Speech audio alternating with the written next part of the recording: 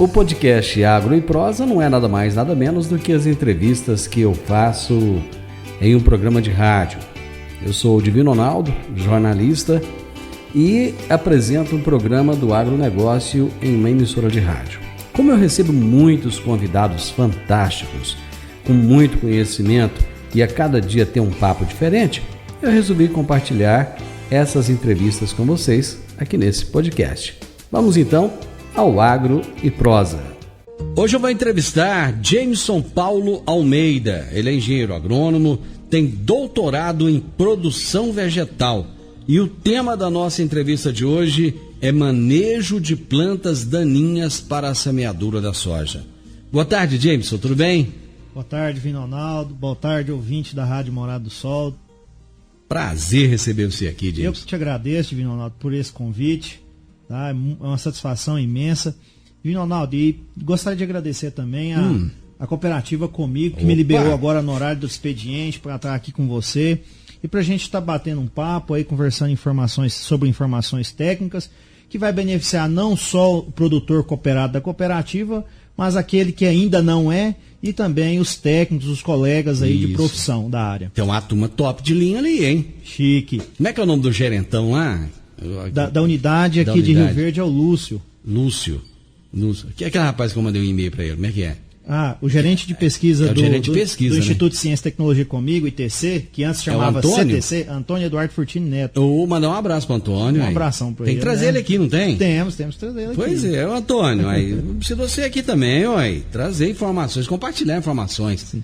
E só fazendo um adendo aqui, o Antônio Eduardo Furtini Neto, a gente trata ele de professor Furtini. Ele é professor aposentado de lavras, titular lá da parte de fertilidade e nutrição de plantas. Ô Antônio, já vamos entrar. O Jameson já tem carregado de agendar uma vinda sua aqui. Mas nós vamos falar de manejo de plantas daninhas e semeadura da soja. Eu ouço falar muito em manejo e ouço falar em controle de plantas daninhas. Existe uma diferença, Jameson, entre manejo e controle? O Divino Ronaldo, os dois andam juntos.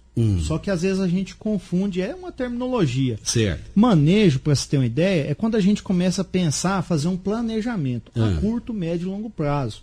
Agora, quando eu tenho um problema, vamos supor, vou semear a soja hoje. O meu talhão está infestado com determinadas espécies de plantas daninhas. Ou então eu estou cultivando uma planta de cobertura, por exemplo, Braquiária rusiziense. Aí eu preciso aplicar um herbicida para dessecar essa Braquiária rusiziense. Aí eu lancei mão de um método de controle, que aí é o método químico, por meio do herbicida. Certo. Agora, quando a gente fala em manejo e pensa nesse planejamento que está dentro do manejo, a gente começa a fazer o manejo integrado de plantas daninhas. E, consequentemente, a gente começa a integrar os métodos de controle. Certo. Um deles é o método químico, por meio do herbicida. Tá, então existem outros. Existem outros. Perfeito. Tá bom. Quando é que o pessoal vai começar a plantar mesmo? Espera-se, né? Foi antecipado. Depende, né? Se chover em setembro, até meados, né? O ano passado foi liberado aí com vazio sanitário, pensando na ferrugem, para semear antes, né? Aí depois na segunda quinzena de setembro, né? Mas precisa de chuva, né? Isso aí depende é a agrodefesa, né? Acho que é a agrodefesa que define essas datas. Quais são os principais métodos de controle? Isso, Divino. Quando se fala em os principais métodos de controle empregado aqui, principalmente aqui na nossa região sudoeste goiano, a gente tem aí o método de controle cultural, o mecânico e o químico, né? Esses são os principais aí empregados aí em grande escala na nossa região. Você pode explicar cada um deles? É o cultural, o mecânico e o químico. E o químico. Não, explica cada um deles para o pessoal entender melhor. Exemplificando, por exemplo, Divino Ronaldo, o método de controle cultural. A gente usar uma planta de cobertura, vai que de novo, Braquiária rusiziense, né? Essa braquiária, ela vai ali estar formando uma massa verde. Essa massa verde, ela também exerce uma supressão aí do estabelecimento de plantas daninhas, certo?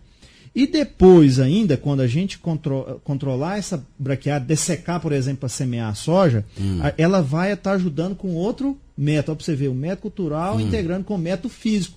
porque ela vai formar aquela camada de palha, certo, e ali ela vai evitar que várias das vezes espécies de plantas daninhas venham a germinar e emergir. Isso por quê? Porque ali a temperatura é diferente, tem...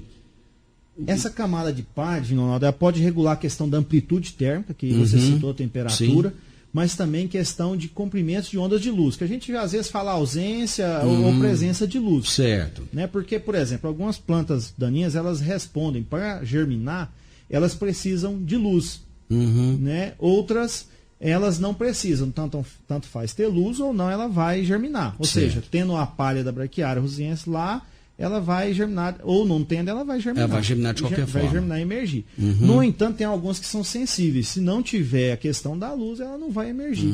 Então, é nessa aí que a palha da braquiária vai estar ajudando no controle. Certo. Aí tem o método mecânico. Isso. Mas eu também gostaria de salientar aqui, dentro do controle cultural, que eu acredito que é um dos principais, que a gente, né, dentro de um planejamento de manejo de plantas daninhas, a gente está fazendo, por exemplo, rotação de cultura. Isso aqui na nossa região a gente sabe que é um pouco difícil, porque a gente já tem um sistema de sucessão muito bem estabelecido e toda uma logística para estar amparando, né, esse sistema de sucessão. Porque quando a gente fala, aqui na nossa região predomina o quê? Cultivo de soja em primeira safra e o milho. E segunda safra o milho ou sorgo. Ou sorgo, né? Só que eu gostaria de salientar, Divino Ronaldo, que está entrando os sistemas integrados, que é o ILP. Que é a integração lavoura, pecuária, floresta. Isso. Né? Aqui na nossa região predomina mais o ILP, que é a integração lavoura e pecuária. A floresta quase que não... O F ele não está tendo aqui muito na nossa região. Mas é impressão minha, ou parece que a integração, parece que ela não tem tanta relevância aqui na nossa região. Ou é só impressão minha? Olha, Divino Ronaldo, eu converso comigo, tem aí, acredito eu, que em torno, até mais, eu acho que de 60 engenheiros agrônomos aí distribuídos nas suas unidades no sudoeste goiano. Então ela tem uma capilaridade muito grande. E a gente sempre está conversando. Tem aumentado. Tem aumentado. O pessoal tem entendido o conceito? Isso. Uma das coisas que eu acredito que tá fazendo o cooperado ou o produtor rural, o técnico recomendar isso para o produtor rural, o uso da forrageira, é para incrementar a renda. Certo. Então você começa a intensificar o seu sistema. Então antes você fazia uma safra, conseguimos trabalhar para duas safras, soja e milho, ou soja e sorgo, né, sendo na segunda safra, e ainda está entrando a questão do cultivo da braquiária aí para alimentar os animais, fazer terminação, fazer recria. A terra se tornou um bem caro demais, né? Então tem que aproveitar da melhor maneira possível. Ou seja, estão fazendo 3 safras. Olha então só. A nossa produtividade, se a gente olhar nos dados, a gente, assim, eu sei que é um tema polêmico, mas a gente não tem desmatado mais áreas, não tem desmatado áreas e tem aumentado a produtividade por unidade de área. Isso é interessantíssimo, tá? Então, assim, quando fala em sustentabilidade, o agronegócio, a produção agrícola, ela está indo de encontro à sustentabilidade há muito tempo. Você sabe por que há muito tempo? Quando estabeleceu-se o plantio direto. Certo? E isso fez toda a diferença, né? E a braquiária começou a entrar nesse intervalo, que antes ficava em pousio, ela começou a entrar pensando em formar palha e plantio direto. Aí surgiu por que não colocar os animais? Certo. Né? E aí começou-se os estudos, Divino Ronaldo, pensando aqui, trazendo para o nosso assunto de hoje, no controle cultural, começou-se a estudar, os pesquisadores a estudar, poxa, será que essa palha que a braquiária forma aí, ela não vai também me beneficiar, pensando no manejo, no controle de plantas daninhas? Várias pesquisas elucidam aí esse detalhe. Olha, gente, vocês perceberam que uma coisa vai levando a outra. Hoje eu estou batendo aquele papo gostoso com o Jameson Paulo Almeida, que é engenheiro agrônomo, ele tem doutorado em produção vegetal, e nós estamos falando sobre o manejo de plantas daninhas para a semeadura da soja. Aí você já trouxe para nós aqui, no primeiro bloco, uma diferença entre o manejo e o controle de plantas daninhas. Aí você falou, você está falando, né, dos principais métodos de controle. E você nos trouxe uma exemplificação muito boa do que é o método cultural. Vamos passar para o mecânico agora, que foi o segundo método que você disse? Isso. Então, reprisando aqui, né, Divino? A gente falou que os principais empregados, mestres de controle de planta daninha empregados na região, controle cultural, mecânico e o químico. Então, falando do mecânico, um dos principais que a gente pode estar citando aí é o uso da roçada. Né? Então, o uso da roçada, James, mas por que eu vou roçar? Por exemplo, Divino, a gente tem alguns anos que a gente está tendo a comunidade infestante aí nas áreas de produção agrícola é o capim amargoso. Certo. Né? E já tem aí trabalho científico que tem comprovado que o uso da roçada do capim amargoso no período de balanço hídrico negativo, o que é período de balanço hídrico negativo? É agora que a gente cortou as chuvas. Que tem, né? pouca umidade no solo. Justamente. Associado ao controle químico, a posterior, lá na dessecação, a gente aumenta a eficácia de controle dessa planta daninha. Porque é uma planta daninha perene. Então, às vezes, se a gente deixar só para o herbicida lá no momento da dessecação para a semeadura da soja, a gente pode ter maiores taxas de rebrote. Certo. Porque ela forma touceiras. Né? Outra aí, áreas que precisa, às vezes, ser corrigida, aplicar calcário, fazer correção do solo, o revolvimento do solo acaba ajudando. Só que ele também acaba pegando algumas plantas daninhas que estão embaixo do solo e trazendo para a superfície. Ah, tá, entendi. Porque tem semente de planta daninha que fica 15 anos no solo, 30 anos. Isso segundo pesquisa. Às vezes a gente acha inacreditável. Mas, por exemplo, pega um solo aí que estava 5 anos, 10 anos sem revolvimento, fazer sem cultivo convencional que a gente faz, sem revolver o solo, e revolve. Por exemplo, uma das principais plantas daninhas que aparece, por exemplo, capoeiraba. Mas ela entra em estado de dormência dentro do solo? Como é que é? Eles têm a questão de dormências, é uma das principais, mas é uma característica que as plantas daninhas têm para a questão de adaptabilidade, que a gente fala, e também como se fosse para, vou usar o termo aqui, repovoamento. Entendi. Isso é uma característica dela para ela não ser extinta. Eu entendi. Parece que elas pensam, né, Divino? Engraçado, né? A gente fala parece que pensa, mas do jeito delas elas pensam, né? Talvez não do nosso. Bom, então, um seria revolver o solo. Isso. O outro seria fazer o principal aí, acredito que é a roçada. A roçada. No controle mecânico, né? Certo, certo. E o controle químico aí, eu acredito que é o mais usado na nossa região. É um dos principais, não só na nossa região, mas até a nível mundial, a nível Brasil, a nível mundial. Porque a gente tem que produzir em larga escala. Mas por quê? Porque ele é mais fácil? Não é o que isso traz até, às vezes, mais custo. Né? No momento, Divino Ronaldo, que a gente foi na período de transição que a gente começou a aumentar as produtividades, começa a faltar gente no campo. Né? Começa a faltar gente no campo para fazer, por exemplo, antigamente você plantava uma lavoura de arroz e ia lá capinar o método com a enxada. Com a enxada, método mecânico. Né? Hoje você não tem pessoal para isso. Né? Outra coisa que eu não vou entrar no mérito da questão é que com o uso do herbicida você às vezes vai minimizar o uso de recursos humanos, né? Porque começou a gente não querer mais trabalhar no campo. Começou as leis trabalhistas, enfim, não vamos entrar nessa questão. Mas acredito que para produzir em grande escala não dá para parar de usar o herbicida. E de qualquer forma já tem ali um operador de máquina que... Isso. E hoje a gente consegue fazer o controle mecânico com o uso de máquinas. Então hoje acredito que mais viável.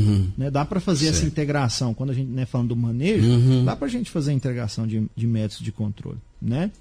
Agora, quando a gente vai empregar o método de controle químico, por meio de herbicidas, a gente tem duas formas de aplicar. É após a emergência da planta daninha e pré-emergência.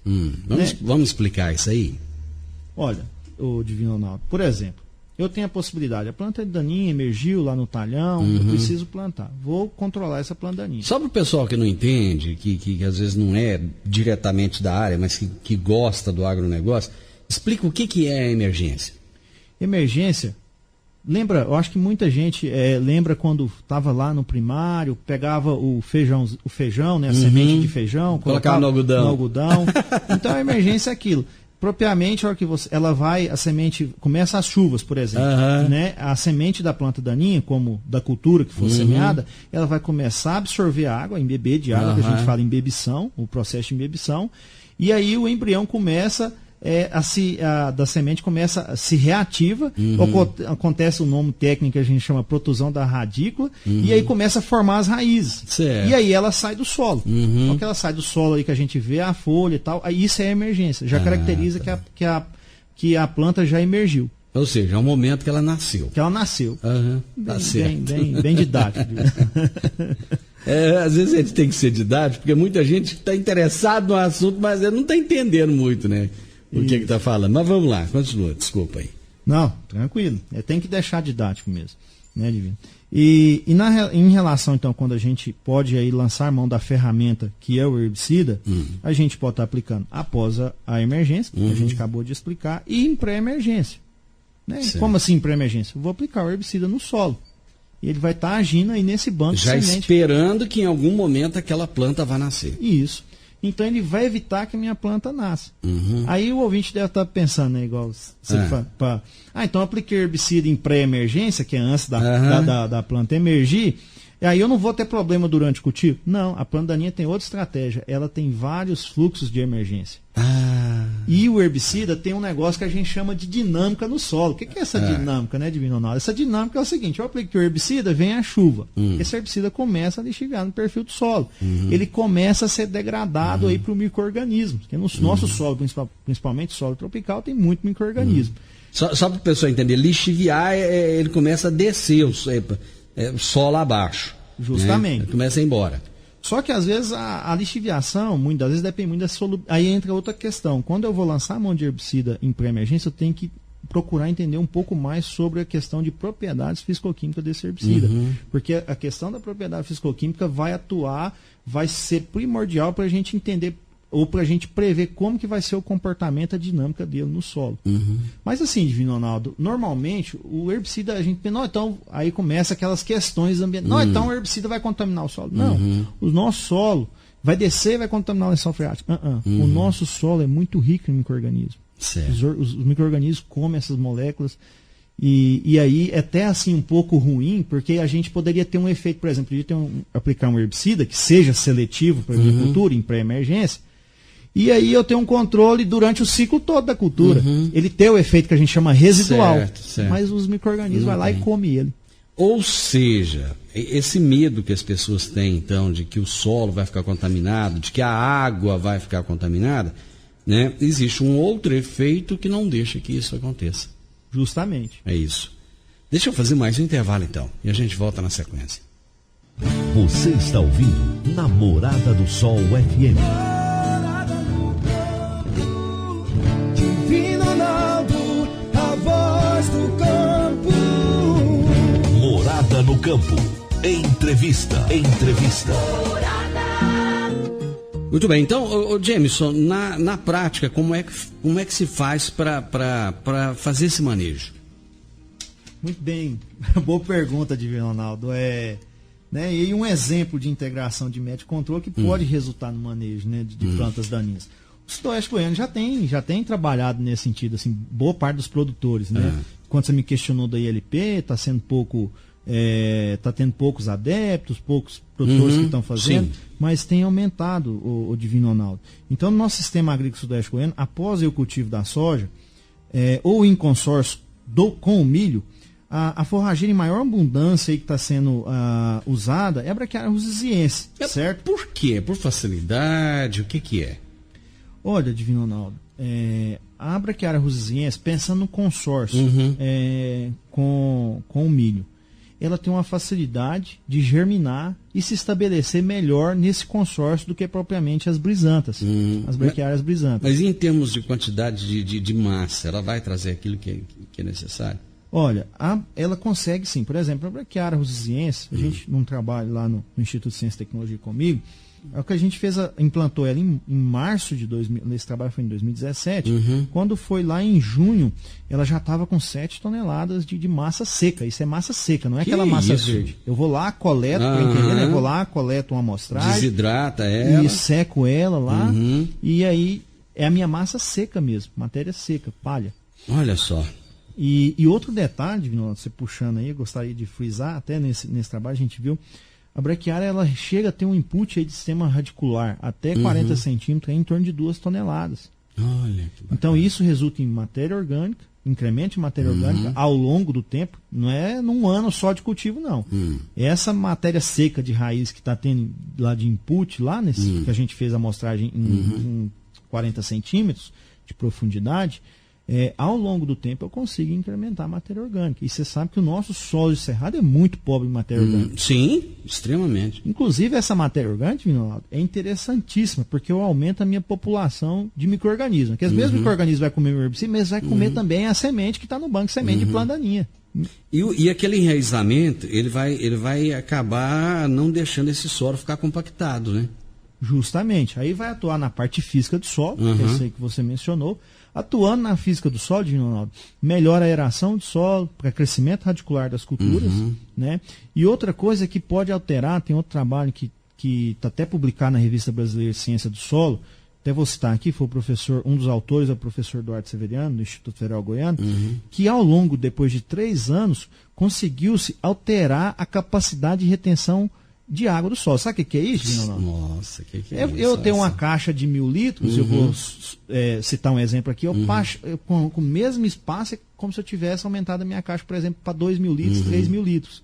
Então, eu aumento a capacidade de armazenar água no solo. Quando ocorrer durante a safra aqueles veranicos, né, a cultura tem mais... Ela não vai sofrer com estresse hídrico, por exemplo. Olha que bacana, hein? Então, estamos entrando aqui em outros assuntos, né? Mas é outro assunto, mas está dentro do escopo da coisa. Justamente. Mas pensando na soja, quais já são... Porque daqui a pouquinho já vai chegar a hora aí de semear e tal. Quais que são as estratégias?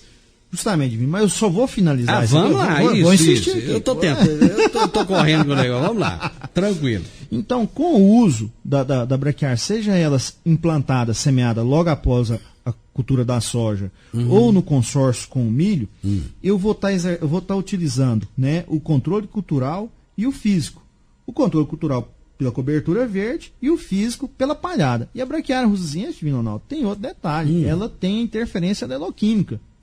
A gente não fala como método de controle químico, mas chama interferência aleloquímica. O que é isso? Ela produz substâncias no seu metabolismo ali secundário e ela libera isso no solo.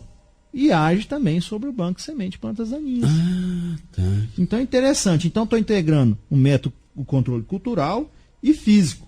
Né? Aí depois você falando sobre as estratégias, né, lá na frente eu tenho a opção ainda de somar o controle cultural e físico que a braquiária russiense exerceu ao controle químico. Não Entendi. É aquilo que eu falei. Se eu uso herbicida, não é que eu não vou lançar a mão de outros métodos de controle. Né? E se eu uso outros métodos de controle, como o cultural e o físico, eu vou continuar lançando mão do método de controle químico. Com isso, eu aumento o meu potencial de obter êxito aí no manejo de plantas daninhas tolerantes a herbicida. A exemplo, capim amargoso, a exemplo, a buva, a exemplo, a trapoeraba e outras espécies de plantas daninhas. Perfeito. Puxa vida. Planejamento da dessecação. Planejamento. Pois é, Divino Ronaldo, está chegando a hora de semear, né? Então, a gente já fala planejamento, né? E por que a gente precisa planejar? Porque planta daninha, tem vários estudos que mostram, o Divino Ronaldo, que ela pode causar perda na produtividade até de 70%. É muita coisa. É muita coisa. Então está aí, né? A gente está discutindo aqui desde o início do programa manejo, controle, mas por que disso, né? O porquê disso é porque ela pode nos causar prejuízo na nossa atividade agrícola, né? No qual a gente ganha o sustento. E se a gente pensar em planejamento, a gente poderia pensar até antes, Divino Ronaldo, que é no manejo outono e inverno, certo? Né? Manejo outono e inverno. E a gente já comentou tudo contextualizando, se a gente implantou a braquiária ali depois da cultura da soja, ou em consórcio com milho, eu já estou atuando no manejo outono e inverno. Certo. Por natureza, assim, por natural, Divino Ronaldo, a gente já faz esse outono e inverno quando a gente faz o cultivo em sucessão à soja, por exemplo, o milho. Eu usei herbicida para controlar a planta no milho. Já é um outono e inverno. Às vezes o pessoal confunde outono e inverno com dessecação antecipada. Porque dessecação antecipada, por exemplo, choveu 50 milímetros. Eu tenho já algumas plantas daninhas ali, já vou fazer a dessecação. Certo. Manejo, porque só lembrando aí o ouvinte que as estações do ano, o outono ele começa a 20 de março, o inverno ele começa a 20 de junho. Aí tem gente que está fazendo dessecação às vezes lá em início de setembro e está falando que está fazendo manejo outonal, chama. mas não é. Quer dizer, o outono já foi. O outono já foi. O manejo outonal é lá atrás. Então, quando a gente está lá em setembro, é o que você disse aí, a questão das estratégias que a gente vai adotar para a dessecação. Perfeito. É muita coisa, né? Muita coisa. Muita coisa. E pensando na dessecação, Divino Ronaldo, e pensando em fazer ela antecipada, a gente pode estar usando um herbicida em pós-emergência para controlar aquelas que já emergiram, e também pode estar usando alguns herbicidas ali junto já, que é o herbicida de solo que a gente comentou. O herbicida em pré-emergência. Certo?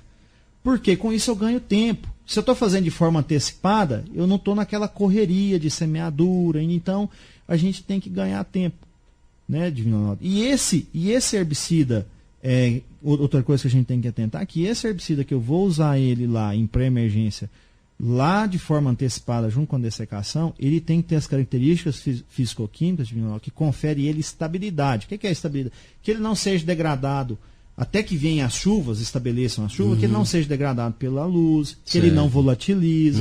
Então, isso aí é onde tem os colegas aí profissionais para estar assessorando isso aí no campo. Você sabe o que eu acho bom? É que cada profissional que vem aqui, que ele traz a sua área de conhecimento e tal, ele vai mostrando, primeiro, que um é integrado ao outro. Não existe nada separado, né?